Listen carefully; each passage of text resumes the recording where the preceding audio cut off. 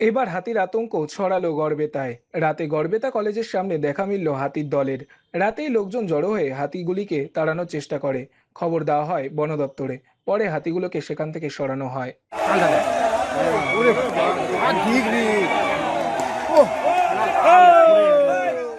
আরেকটা আছে। আরেকটা আছে রে।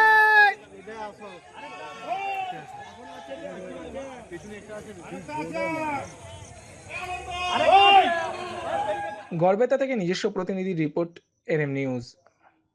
আরও খবরের আপডেট পেতে সাবস্ক্রাইব করুন আমাদের ইউটিউব চ্যানেলটি আর বেল আইকনে ক্লিক করুন নোটিফিকেশনস পেতে। আরও খবরের আপডেট পেতে সাবস্ক্রাইব করুন আমাদের ইউটিউব চ্যানেলটি আর বেল আইকনে ক্লিক করুন নোটিফিকেশনস পেতে।